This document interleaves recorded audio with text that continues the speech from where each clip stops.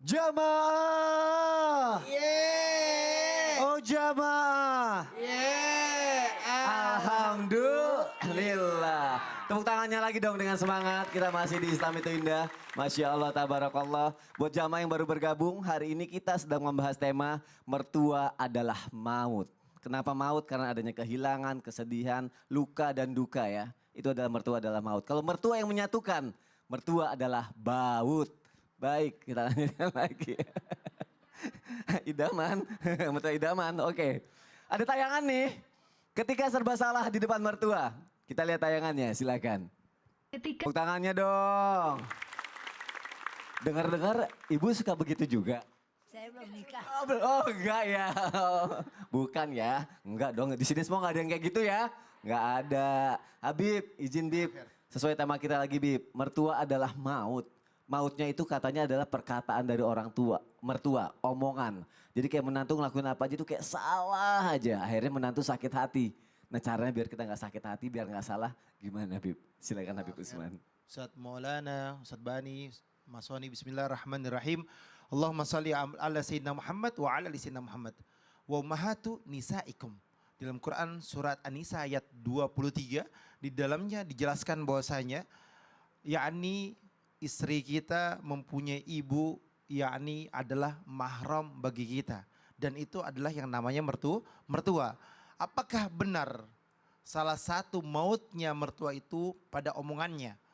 Yang kita kenal biasanya alhamrul maut adalah ipar, tapi di sini adalah mertua. Tapi makna di sini adalah menantu kalau ngelakuin segala sesuatunya itu salah atau dianggap salah oleh mertua ataupun bahkan oleh orang tua.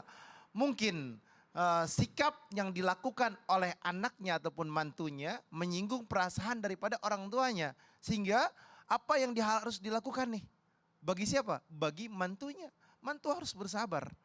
Biar bagaimanapun juga dia adalah orang tuamu dan dia adalah mertuamu. Kesabaran ini bukan berarti dia kalah. Sabar itu berarti dia bijaksana. Sabar itu berarti menyelesaikan setiap permasalahan. Karena apa? Karena innallaha ma'as sabirin. Allah bersama orang yang sabar, sabar menyikapinya dan sabar dalam setiap apapun kalimat yang dilakukan oleh orang tuanya. Mungkin kalimat itu menyakitkan. Karena apa? Karena mungkin mertua menganggap anak ya anak. Orang tua menganggap anak ya anak, tetap anak kecil. Mau dia umurnya 40 tahun, 50 tahun, tetap dia sebagai anak. Karena apa? Karena orang tuanya umurnya 60-70 tahun. Memandang remeh atau memandang rendah terhadap anaknya. Oleh karena itu bagaimana menyikapinya? Menyikapinya adalah dengan kesabaran, dengan ketenangan, dengan berdoa kepada Allah. Rabbana hablana min azwajina wa dhurriyyatina qurrata a'yun waj'alna lil muttaqina imama. Berharap yakni keluarganya itu adalah keluarga yang enak dipandang, istrinya enak dipandang, anak-anak yang enak dipandang, menjadi penyejuk hatinya, penyejuk daripada apa? Rumah tangganya dan keberkahan di dalamnya. Karena apa? Karena rumah tangga yang baik, mahliga rumah tangga bentuknya adalah apa? Berbuat baik terhadap orang tuanya, wabil walidaini ihsanan, dan tentunya berkalimat yang baik dan tidak menjadikan sebuah keributan, mencari jalan keluarnya. Masya Allah, terima kasih Habib Usman, tepuk tangannya dong. Semangat ya para menantu di luar sana ya, bahagiakan terus mertua kita ya, buat mertua juga ya. Semangat memberikan terbaik untuk anak-anaknya juga ya. Jamaah! Ada yang mau nanya nggak? Ada ya, udah pada angkat tangan semua. Kalau gitu yuk kita masuk ke segmen Tanya Dong Ustadz. Kami semua tanya dong Ustaz. Yang mau nanya boleh angkat tangan. Ibu mau nanya nggak? Mau nanya nggak? Oh ibu aja deh. Ibu mau nanya? Silakan. Ibu ikut saya ayo ke sini. Terima kasih Mas Soni. Iya.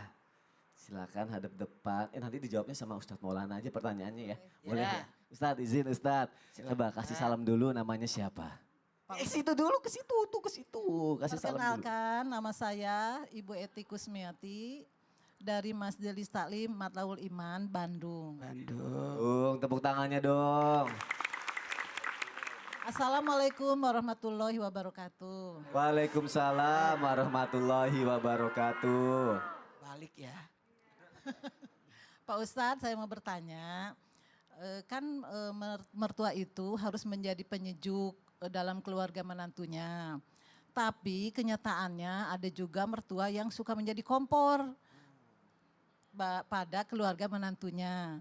Panas-panasin Apabila menantunya itu bertengkar ya Pak Ustadz ya. Pertanyaan saya, bolehkah mertua itu turut campur pada keluarga menantunya? Demikian, wassalamualaikum. Jangan. Jadi mertuanya jadi kompor ya, dipanas-panasin Kalau terus. menantunya berantem. Oh, gimana tuh Ustadz? Mertuanya jadi kompor. Kembali lagi, konsep mertua itu adalah orang tua. Ya. Selamat menempuh hidup baru, berarti hidup ada dua. Hidup lama dan hidup baru. Hidup lama ditanggung orang tua, hidup baru hidup menanggung. Menanggung. Dulunya sebelum menikah ditanggung orang tua masing-masing. Ketika sudah menikah adalah menanggung. Apanya? Menanggung nafkah keluarga, mendampingi suami. Sekarang boleh nggak mertua ikut campur? Jawabannya tidak boleh. Ya. Bolehnya cuma dua. Apa tuh? Memberi nasihat, memberi saran. Ya. Sekali lagi, apa Bu? Memberi nasihat, memberi saran. Oke. Kalau mertua itu hanya menyarankan, gimana kalau begini, ndak boleh memaksakan. Kalau segini ya. Boleh. Karena nafkah itu biasanya urusan nafkah. Nafkah itu tergantung dari kesepakatannya. Tergantung dari kemampuan. Tergantung dari kebutuhan. Oh. Kebutuhan, kemampuan, kesepakatan. Jadi sebaiknya orang tua hanya menyarankan. Makanya ada namanya nasihat dari orang tua sebelum menikah. Betul tidak Bu? Betul. Hanya menasehati tapi tidak bisa jadi kompor. Oh. Nggak bisa. Saran boleh. Ya ada saran boleh. Bagaimana kalau begini nak. Sebagaimana pengalaman mama. Dulunya begini. Ya gitu. Nah dan ingat. Kalaupun orang tua dalam hal ini mertua ikut campur. Tetap menjaga harmonisasinya. Menjaga kemuliaannya. Jangan sampai justru jadi apa Bu tadi? Kompor. Itu. Tuh, betul ya, berarti mertua nggak boleh jadi kompor, harus jadi penyejuk. Berarti judulnya kita ganti, mertua adalah AC. Kan penyejuk. Oh iya penyejuk. Terima kasih Pak Ustadz atas jawabannya. Wassalamualaikum warahmatullahi wabarakatuh. Waalaikumsalam warahmatullahi wabarakatuh. Terima kasih, tepuk tangannya dong dengan meriah. Kita antar sampai ke tempatnya. Masya Allah. Silakan duduk. Sweet katanya. Sweet. Jamaah. Sekarang aku kasih kesempatan. Tadi udah nanya. Sekarang yang mau curhat. Yuk kita masuk ke segmen curhat dong Ustadz. Iya kami curhat. Gak kompak gimana sih? Iya kami curhat gitu sekali lagi ya. Curhat dong Ustadz. Iya kami curhat. Itu dong yang paling semangat. Boleh angkat tangannya yang curhat. Paling pertama nih gak apa-apa. Yang paling semangat. Iya kami curhat. Itu marah-marah ibu. Maunya curhat. Bu mau kemana Bu? Saya belum suruh ke situ. Oh iya, ya. Bener deh ke situ. Ustadz Bani izin Ustadz. Habib Usman silakan Habib. Ibu mau curhat apa? Kasih salam dulu masyarakat Indonesia, terus namanya siapa? Bismillahirrahmanirrahim. Alhamdulillah. Assalamualaikum. Ya, assalamualaikum warahmatullahi wabarakatuh. Waalaikumsalam warahmatullahi wabarakatuh. Nama saya Ibu Dewi dari Majelis Ataibin, Jakarta Pusat, Senen. Tepuk tangannya dong. Ini Rabu bukan Senin. Iya. Ya. Iya lagi katanya. Mau curhat apa? Curhat dong. Iya. Saya mau curhat, Pak Ustadz. Ya. Ya. Ya mulu, iya apa? Curhat apa? Ya mic-nya deketin gak apa-apa. Iya, iya. Tenang aja, tenang. Iya. Iya. Apakah boleh kita berbohong para istri? Oh iya, apakah boleh kita berbohong demi kebaikan kepada suami, para istri, dalam memenuhi kebutuhan sehari-hari? Misalnya kan kita mengambil uang suami untuk memenuhi, Ya terus. Misalnya kan misalnya mengambil uang suami untuk kebutuhan yang tidak tercukupi. Oke. Nah, sedangkan kan kebutuhan banyak sekali Pak Banyak. Ustadz. Iya. Terus pertanyaannya, Hmm. gimana caranya bolehkah kita? Ambil uang biar nggak Ah. ketahuan. Ah, gimana? Bukan. Abi? Bolehkah kita menutupinnya demi Oh. ini apa? Demi kebutuhan kita sehari-hari juga gitu. Oh gitu. Iya, jadi kita berbohong kepada suami demi kebaikan, Ya. tapi untuk kebaikan kita juga. Oh gitu. Menurut Iya. ibu itu kebaikan. Sering Bu ngelakuinnya? Enggak juga, Enggak juga. makanya iya. Ya udah Makanya gimana? kami bertanya. Gimana Ustadz Bani? Ya, Masya Allah. Hukum asal berbohong itu dosa, nggak boleh. Oh, iya. Dalam apapun bagaimanapun, kalau bisa jangan berbohong. Tapi ada dalam riwayat Imam Bukhari itu, kata Nabi SAW, diperbolehkan berbohong dalam rangka islahun bainan nas, untuk memperbaiki permasalahan dalam kehidupan masyarakat, tapi tetap la yaqulu illa khairan. Tidaklah dia berkata-kata kecuali memilih kalimatnya, kata-katanya dengan kata-kata yang baik, dan tutur wajahnya, sikapnya juga dengan sikap yang baik gitu. Maka kata Ibnu Syihab Az-Zuhri, tidak diperbolehkan atau saya tidak menemukan Rasulullah memberikan keringanan sehingga orang dikasih dispensasi untuk berbohong kecuali dalam 3 hal. Pertama dalam urusan perang, yang kedua dalam rangka mendamaikan 2 orang yang bertengkar, yang ketiga adalah seorang istri berkata ke suami dan suami berkata kepada istri. Nah, itu ada perkara yang diberikan keringanan oleh Rasulullah SAW, diperbolehkan berbohong. Selama tadi tujuannya adalah untuk kebaikan dan dia tidak berkata-kata kecuali dengan kata-kata yang baik. Misalnya, Mama di mana? Mama nggak lihat uang Papa? Sekarang sih nggak lihat, tadi melihat gitu, sekarang nggak gitu. Misalnya seperti itu. Ya, tapi tetap kalau bisa dihindari, hindarkan berbohong. Hindarkan. Wallahu a'lam bishawab. Habib Makasih, Usman Pak gimana Ustadz. Bib? Ibu punya suaminya pelit atau enggak?